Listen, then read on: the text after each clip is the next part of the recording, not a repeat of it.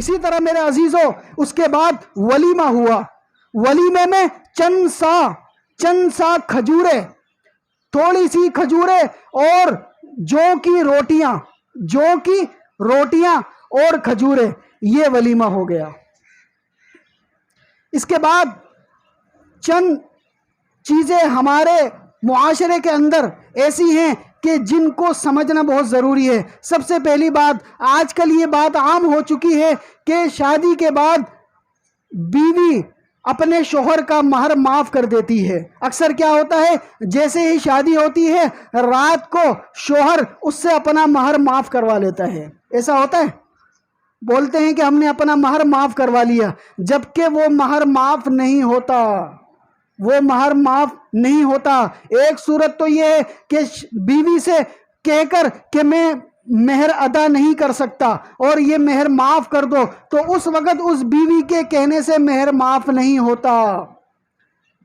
مفتیان کرام فرماتے ہیں کہ اس طریقے سے مہر معاف نہیں ہوتا.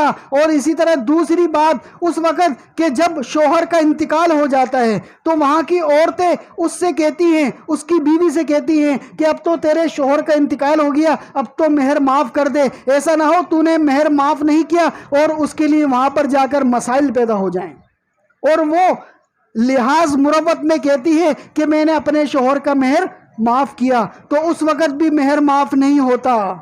ان دونوں صورتوں میں مہر معاف نہیں ہوتا. صرف ایک صورت ہے جس وقت مہر معاف ہوتا ہے. وہ صورت کیا ہے؟ وہ صورت یہ ہے کہ شوہر اپنی بیوی کے ساتھ اس طریقے سے زندگی گزارے، اس پیار محبت سے زندگی گزارے، اس طرح اس کا ساتھ دے، اس طرح اس کے ہر کام کاج میں اس کی طبیعت کو سمجھے، اس کے مزاج کو سمجھے، یہاں تک کہ وہ آپ سے دل سے محبت کرنے لگ جائے. ایک وقت آئے کہ وہ آپ کے لیے جان دینے والی بن جائے. جس وقت وہ اپنی دل سے یہ کہے کہ میں نے اپنا مہر معاف کر دیا، اس وقت مہر معاف ہوگا، ویسے معاف نہیں ہوگا.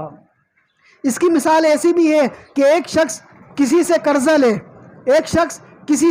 لے اور وہ جس کے اوپر قرضہ ہو وہ اس کو زور زبردستی سے کہے کہ میرا قرضہ معاف کر دو، تو بتاؤ قرضہ معاف ہو جائے گا؟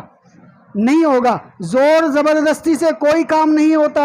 اور اسی طرح اگر کوئی شخص مر جائے، کسی کا انتقال ہو جائے اور وہاں پر لوگ کہیں کہ بھئی قرضہ معاف کر دو، تو بتاؤ قرضہ معاف ہوتا ہے؟ جب تک وہ دل سے قرضہ معاف نہ کرے یا اس کو ادا کرنا پڑتا ہے. اسی طرح مہر کی مثال ہے، مہر بھی معاف نہیں ہوتا ہے. اسی وجہ سے آپ علیہ الصلوۃ والسلام نے فرمایا کہ مہر گنجائش کے مطابق رکھا کرو. جتنی اس شوہر کی، اس لڑکے کی استطاعت ہے اتنا مہر رکھا کرو تاکہ اس کو دینے میں آسانی ہو.